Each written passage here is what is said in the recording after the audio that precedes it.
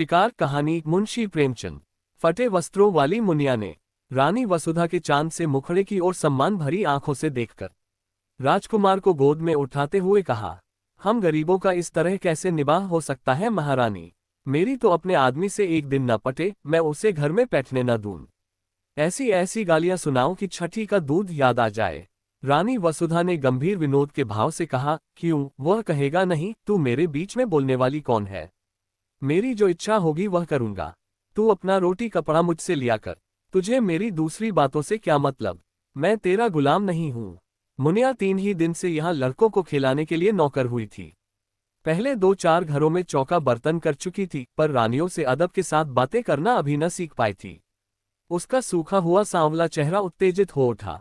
कर्कश स्वर में बोली, जिस दिन ऐसी बातें मुंह से निकालेगा, मुझे उखाड़ लूंगी सरकार। वह मेरा गुलाम नहीं है तो क्या मैं उसकी लोड़ी हूं? अगर वह मेरा गुलाम है तो मैं उसकी लोड़ी हूं। मैं आप नहीं खाती, उसे खिला देती हूं क्योंकि वह मर्द बच्चा है। पल्लेदारी में उसे बहुत कसाला करना पड़ता है। आप चाहे फटे पहनूं, पर उसे फटे पुराने नहीं पहनने देती। जब मैं उसके लिए इतना करती हूं तो मजाल है कि वह मुझे आंख दिखाए। अपने घर को आदमी इसलिए तो छाता छोपता है कि उससे बरखा बूंदी में बचाव हो। अगर यह डर लगा रहे कि घर न जाने कब गिर पड़ेगा, तो ऐसे घर में कौन रहेगा? उससे तो ऊख की छां ही कहीं अच्छी। कल न जाने कहाँ बैठा गाता बजाता रहा। 10 बजे रात को घर आया। मैं रात भर उससे बोली ही नहीं। लगा पैरों पड़ने घिघियाने, तब मुझे दया आ गई। यही मुझमें एक बुराई है। मुझसे उसकी रोनी सूरत नहीं देखी जाती। इसी से वह कभी कभी बहक जाता है, पर अब मैं पक्की हो गई हूँ। फिर किसी दिन झगड़ा किया तो या वही रहेगा या मैं ही रहूंगी। क्यों किसी की धौंस सहूं सरकार? जो बैठकर खाए वह धौंस सहे। यहां तो बराबर की कमाई करती हूं। वसुधा ने उसी गंभीर भाव से फिर पूछा, अगर वह तुझे बैठाकर खिलाता तब उसकी धौंस सहती? मुनिया जैसे लड़ने पर उतारू हो गई। बोली, बैठाकर कोई क्या खिलाएगा सरकार? मर्द बाहर काम करता है तो हम भी घर में काम करती हैं कि घर के काम में कुछ लगता ही नहीं। बाहर के काम से तो रात को छुट्टी मिल जाती है, घर के काम से तो रात को भी छुट्टी नहीं मिलती। पुरुष ये चाहे कि मुझे घर में बिठाकर आप सैर सपाटा करे तो मुझसे तो न सहा जाए। ये कहती हुई मुनिया राजकुमार को लिए हुए बाहर चली गई।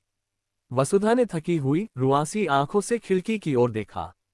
बाहर हरा भरा बाग था, जिसके रंग बिरंगे फूल यहां से साफ नजर आ रहे थे। और पीछे एक विशाल मंदिर आकाश में अपना सुनहला मस्तक उठाए सूर्य से आंखें मिला रहा था। स्त्रियां रंग बिरंगे वस्त्राभूषण पहने पूजन करने आ रही थीं। मंदिर की दाहिनी तरफ तालाब में कमल प्रभात के सुनहले आनंद से मुस्करा रहे थे और कार्तिक की शीत रवि छवि जीवन ज्योति लुटाती फिरती थी, पर प्रकृति की यह सुरम्य शोभा वसुधा को कोई हर्ष न प्रदान कर सकी। उसे जान पड़ा प्रकृति उसकी दशा पर व्यंग्य से मुस्कुरा रही है। उसी सरोवर के तट पर केवट का एक टूटा फूटा झोपड़ा किसी अभागिनी वृद्धा की भांति रो रहा था। वसुधा की आंखें सजल हो गईं। पुष्प और उद्यान के मध्य में खड़ा वह सूना झोपड़ा उसके विलास और ऐश्वर्य से घिरे हुए मन का सजीव मित्र था। उसके जी में आया, जाकर झोपड़े के गले लिपट जाऊं और खूब रोऊं। वसुधा को इस घर में आए 5 वर्ष हो गए। पहले उसने अपने भाग्य को सराहा था। माता पिता के छोटे से कच्चे आनंदहीन घर को छोड़कर वह एक विशाल भवन में आई थी, जहां संपत्ति उसके पैरों को चूमती हुई जान पड़ती थी। उस समय संपत्ति ही उसकी आंखों में सब कुछ थी। पति प्रेम गौण सी वस्तु थी, पर उसका लोभी मन संपत्ति पर संतुष्ट न रह सका। पति प्रेम के लिए हाथ फैलाने लगा। कुछ दिनों में उसे मालूम हुआ, मुझे परम रत्न भी मिल गया, पर थोड़े ही दिनों में वह भ्रम जाता रहा। कुंवर गजराज सिंह रूपवान थे, उदार थे, बलवान थे, शिक्षित थे, विनोदप्रिय थे और प्रेम का अभिनय भी करना जानते थे। उनके जीवन में प्रेम से कपित होने वाला तार न था। वसुधा का खिला हुआ यौवन और देवताओं को भी लुभाने वाला रूप रंग केवल विनोद का सामान था। घुड़दौड़ और शिकार, सट्टे और मकार जैसे सनसनी पैदा करने वाले मनोरंजन में प्रेम दबकर पीला और निर्जीव हो गया था, और प्रेम से वंचित होकर वसुधा की प्रेम तृष्णा अब अपने भाग्य को रोया करती थी। 2 पुत्र रत्न पाकर भी वह सुखी न थी।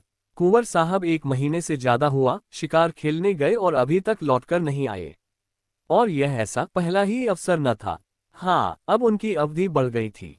पहले वह 1 सप्ताह में लौट आते थे, फिर 2 सप्ताह का नंबर चला और अब कई बार से 1-1 महीने की खबर लेने लगे।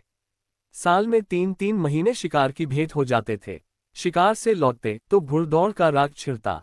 कभी मेरठ, कभी पूना, कभी बंबई, कभी कलकत्ता। घर पर ही रहते तो अधिकतर लंपट रईसजादों के साथ गप्पे उड़ाया करते। पति के ये रंग ढंग देखकर वसुधा मन ही मन कुढ़ती और घुलती जाती थी। कुछ दिनों से हल्का हल्का ज्वर भी रहने लगा था। वसुधा बड़ी देर तक बैठी उदास आंखों से ये दृश्य देखती रही। फिर टेलीफोन पर आकर उसने रियासत के मैनेजर से पूछा, कुंवर साहब का कोई पत्र आया? फोन ने जवाब दिया, जी हाँ, अभी खत आया है। कुंवर साहब ने एक बहुत बड़े शेर को मारा है। वसुधा ने जलकर कहा, मैं यह नहीं पूछती आने को कब लिखा है। आने के बारे में तो कुछ नहीं लिखा। यहाँ से उनका पड़ाव कितनी दूर है? यहाँ से 200 मील से कम न होगा। पीलीभीत के जंगलों में शिकार हो रहा है। मेरे लिए 2 मोटरों का इंतजाम कर दीजिए, मैं आज वहां जाना चाहती हूँ। फोन ने कई मिनट बाद जवाब दिया, एक मोटर तो वह साथ ले गए हैं। एक हाकिम जिला के बंगले पर भेज दी गई, तीसरी बैंक के मैनेजर की सवारी में, चौथी की मरम्मत हो रही है। वसुधा का चेहरा क्रोध से तमतमा उठा। बोली, किसके हुक्म से बैंक के मैनेजर और हाकिम जिला को मोटरें भेजी गईं? आप दोनों मंगवा लीजिए, मैं आज जरूर जाऊंगी। उन दोनों साहबों के पास हमेशा मोटरें भेजी जाती रही है, इसलिए मैंने भेज दी। अब आप हुक्म दे रही हैं तो मंगवा लूंगा। वसुधा ने फोन से आकर सफर का सामान ठीक करना शुरू किया। उसने उसी आवेश में आकर अपना भाग्य निर्णय करने का निश्चय कर लिया था। परित्यक्ता की भांति पड़ी रहकर जीवन को समाप्त न करना चाहती थी। वह जाकर कुंवर साहब से कहेगी, अगर आप समझते हैं कि मैं आपकी संपत्ति की लौड़ी बनकर रहूं तो यह मुझसे न होगा। आपकी संपत्ति आपको मुबारक हो। मेरा अधिकार आपकी संपत्ति पर नहीं, आपके ऊपर है। अगर आप मुझसे जौ भर हटना चाहते हैं तो मैं आपसे हाथ भर हट जाऊंगी। इस तरह की और कितनी ही विराग भरी बातें उसके मन में बगुलों की भांति उठ रही थीं। डॉक्टर साहब ने द्वार पर आकर पुकारा, मैं अंदर आऊं? वसुधा ने नम्रता से कहा, आज क्षमा कीजिए, मैं जरा पीलीभीत जा रही हूं। डॉक्टर ने आश्चर्य से कहा, आप पीलीभीत जा रही हैं? आपका ज्वर चढ़ जाएगा। इस दशा में मैं आपको जाने की सलाह न दूंगा। वसुधा ने विरक्त स्वर में कहा, बढ़ जाएगा, बढ़ जाए, मुझे इसकी चिंता नहीं है। वृद्ध डॉक्टर पर्दा उठाकर आ गया और वसुधा के चेहरे की ओर ताकता हुआ बोला, लाइए मैं टेम्परेचर ले लूं। अगर टेम्परेचर बड़ा होगा तो मैं आपको हरगिज न जाने दूंगा। टेम्परेचर लेने की जरूरत नहीं, मेरा इरादा पक्का हो गया है। स्वास्थ्य पर ध्यान रखना आपका पहला कर्तव्य है। वसुधा ने मुस्कराकर कहा, आप निश्चिंत रहिए, मैं इतनी जल्द मरी नहीं जा रही हूं। फिर अगर किसी बीमारी की दवा मौत ही हो तो आप क्या करेंगे? डॉक्टर ने 2-1 बार आग्रह किया, फिर विस्मय से सिर हिलाता चला गया। रेलगाड़ी से जाने में आखिरी स्टेशन से 10 कोस तक जंगली सुनसान रास्ता तय करना पड़ता था, इसलिए कुंवर साहब बराबर मोटर ही पर जाते थे। वसुधा ने उसी से जाने का निश्चय किया। 10 बजते बजते दोनों मोटरें आईं। वसुधा ने ड्राइवरों पर गुस्सा उतारा, अब मेरे हुक्म के बगैर कहीं मोटर ले गए तो मोटर का किराया तुम्हारी तलब से काट लूंगी।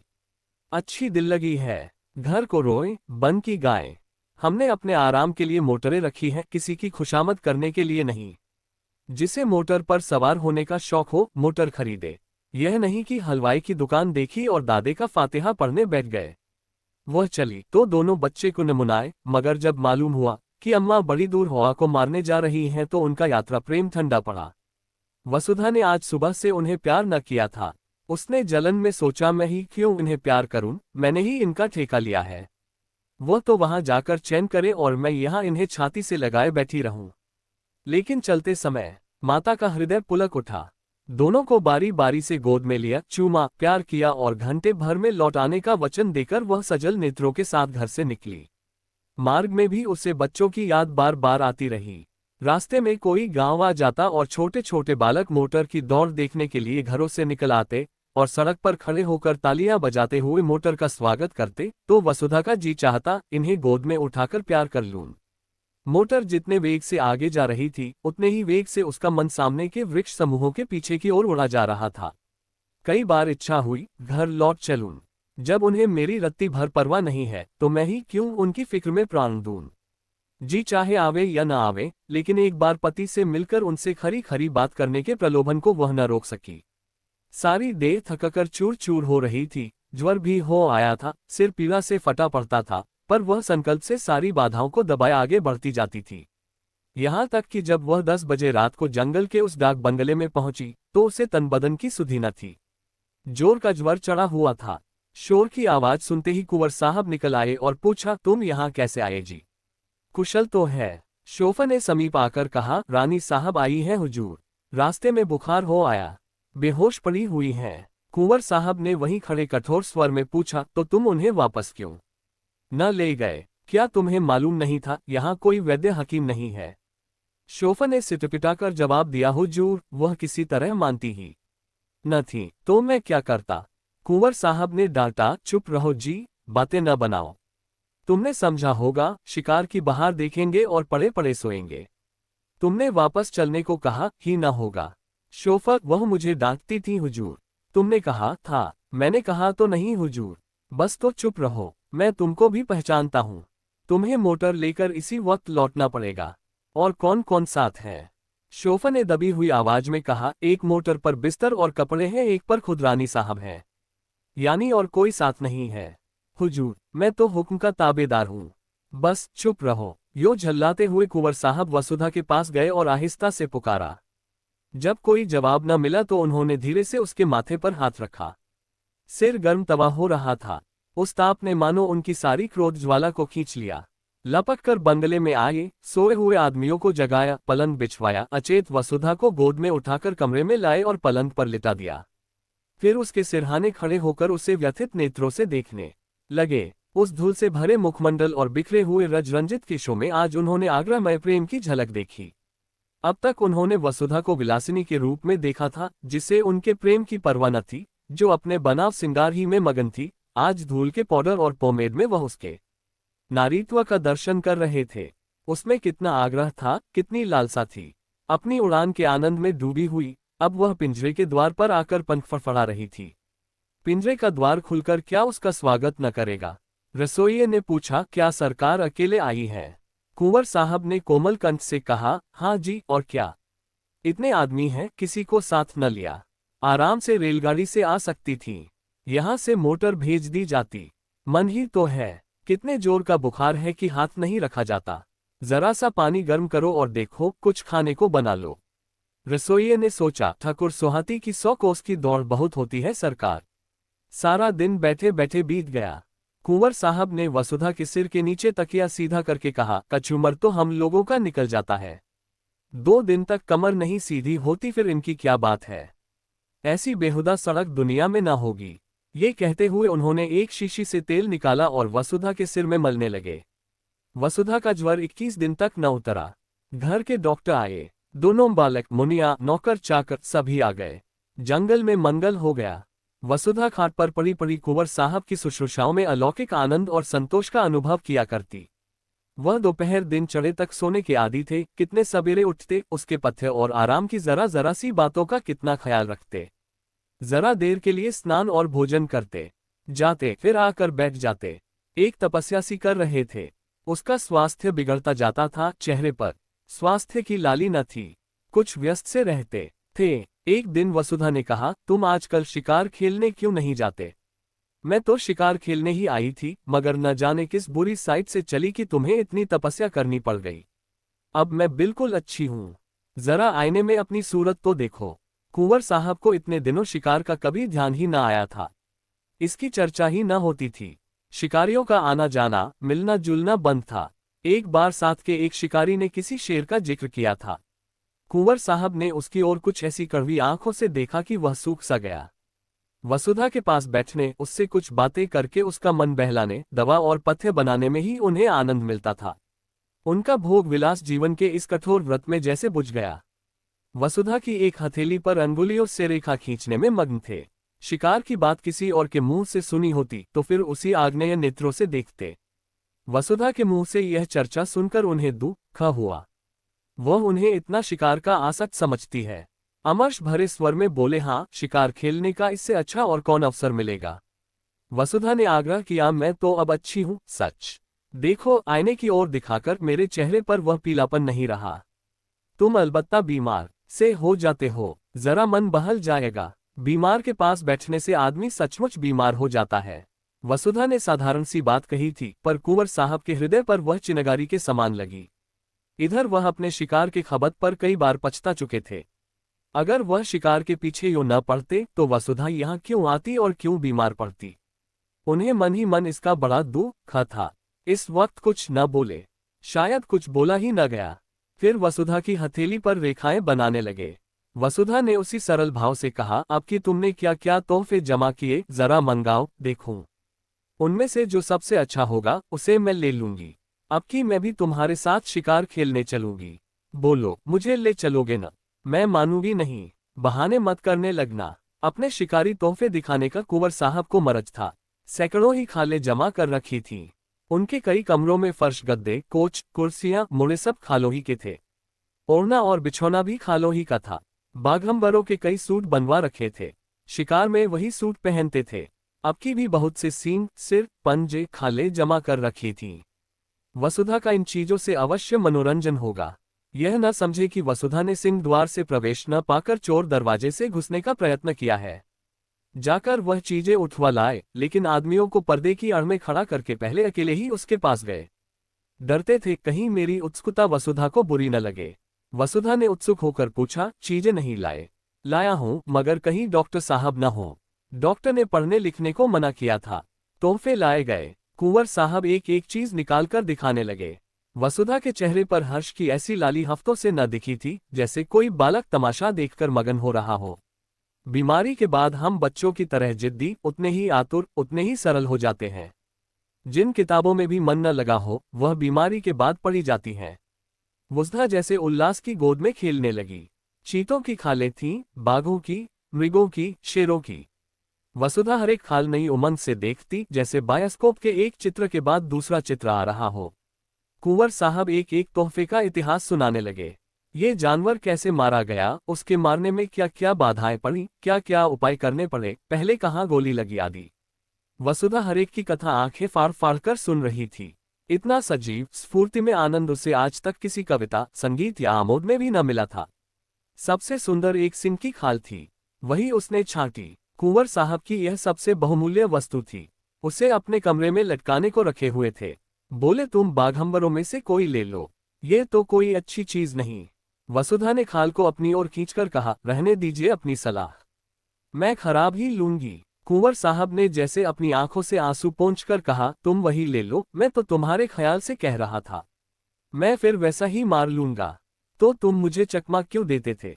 चकमा कौन देता था? अच्छा, खाओ मेरे सिर की कसम कि यह सबसे सुंदर खाल नहीं है।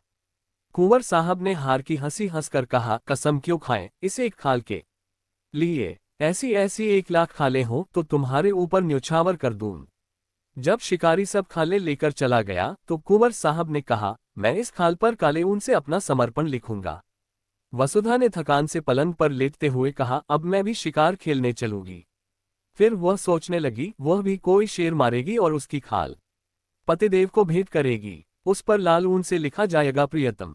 जिस ज्योति के मंद पड़ जाने से हर एक व्यापार, हर एक व्यंजन पर अंधकार छा गया था, वह ज्योति अब प्रदीप्त होने लगी थी। शिकारों का वृतांत सुनने की वसुधा को चाट सी पड़ गई। कुंवर साहब को कई कई बार अपने अनुभव सुनाने पड़े। उसका सुनने से जी ही न भरता था। अब तक कुंवर साहब का संसार अलग था, जिसके दुख, सुख, हानि, लाभ, आशा, निराशा से वसुधा को कोई सरोकार न था। वसुधा को इस संसार के व्यापार से कोई रुचि न थी, बल्कि अरुचि थी। कुंवर साहब इस पृथक संसार की बातें उससे छिपाते थे, पर अब वसुधा उनके इस संसार में एक उज्ज्वल प्रकाश, एक वरदानों वाली देवी के समान अवतरित हो गई थी। एक दिन वसुधा ने आग्रह किया, मुझे बंदूक चलाना सिखा दो। डॉक्टर साहब की अनुमति मिलने में विलंब न हुआ। वसुधा स्वस्थ हो गई थी। कुंवर साहब ने शुभ मुहूर्त में उसे दीक्षा दी। उस दिन से जब देखो वृक्षों की छांव में खड़ी निशाने का अभ्यास कर रही है और कुंवर साहब खड़े उसकी परीक्षा ले रहे हैं। जिस दिन उसने पहली चिड़िया मारी, कुंवर साहब हर्ष से उछल पड़े। नौकरों को इनाम दिए, ब्राह्मणों को दान दिया गया। इस आनंद की शुभ स्मृति में उस पक्षी की ममी बनाकर रखी गई। वसुधा के जीवन में अब एक नया उत्साह, एक नया उल्लास, एक नई आशा थी। पहले की भांति उसका वंचित हृदय अशुभ कल्पनाओं से त्रस्त न था। अब उसमें विश्वास था, बल था, अनुराग था। कई दिनों के बाद वसुधा की साधा पूरी हुई। कुंवर साहब उसे साथ लेकर शिकार खेलने पर राजी हुए और शिकार था शेर का, और शेर भी वह जिसने इधर 1 महीने से आसपास के गांवों में तहलका मचा दिया था। चारों तरफ अंधकार था, ऐसा सघन की पृथ्वी उसके भार से कराहती हुई जान पड़ती। कुंवर साहब और वसुधा एक ऊंचे मचान पर बंदूक लिए दम साधे बैठे हुए थे। बहुत भयंकर जंतु था। अभी पिछली रात को वह एक सोते हुए आदमी को खेत में मचान पर से खींचकर ले भागा था।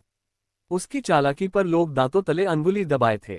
मचान इतना ऊंचा था कि चीता उछलकर न पहुंच सकता था। हाँ, उसने ये देख लिया कि वह आदमी मचान पर बाहर की तरफ सिर किए सो रहा था। दुष्ट को एक चाल सूझी। वह पास के गांव में गया और वहां से एक लंबा बांस उठा लाया। बस के एक सिरे को उसने दांतों से कुचला और जब उसकी कच्ची सी बन गई तो उसे न जाने अगले पंजों या दांतों से उठाकर सोने वाले आदमी के बालों में फिराने लगा। वह जानता था बाल बांस के रेशों में फंस जाएंगे। एक झटके में वह अभागा आदमी नीचे आ रहा। इसी मानस भक्षी चीते की घात में दोनों शिकारी बैठे हुए थे। नीचे कुछ दूर पर भैंसा बांधा दिया गया था और शेर के आने की राह देखी जा रही थी। कुंवर साहब शांत थे, पर वसुधा की छाती धड़क रही थी। जरा सा भी पत्ता खड़कता तो वह चौंक पड़ती और बंदूक सीधी करने के बदले में चौंककर कुंवर साहब से चिपक जाती। कुंवर साहब बीच बीच में उसकी हिम्मत बंधाते जाते थे। ज्यों ही भैंसे पर आया, मैं उसका काम तमाम कर दूंगा। तुम्हारी गोली की नौबत ही ना आने पावेगी, वसुधा ने सिहरकर कहा, और जो कहीं निशाना चूक गया तो उछलेगा। तो फिर दूसरी गोली चलेगी। तीनों बंदूकें तो भरी तैयार रखी हैं। तुम्हारा जी घबराता तो नहीं? बिल्कुल नहीं। मैं तो चाहती हूं पहला मेरा निशाना होता। पत्ते खड़खड़ा उठे। वसुधा चौंककर पति के कंधों से लिपट गई। कुंवर साहब ने उसकी गर्दन में हाथ डालकर कहा, दिल मजबूत करो प्रिय। वसुधा ने लज्जित होकर कहा, नहीं नहीं, मैं डरती नहीं, जरा चौंक पड़ी थी। सहसा भैंसे के पास दो चिनगारियां सी चमक उठी। कुंवर साहब ने धीरे से वसुधा का हाथ दबाकर शेर के आने की सूचना दी और सतर्क हो गए।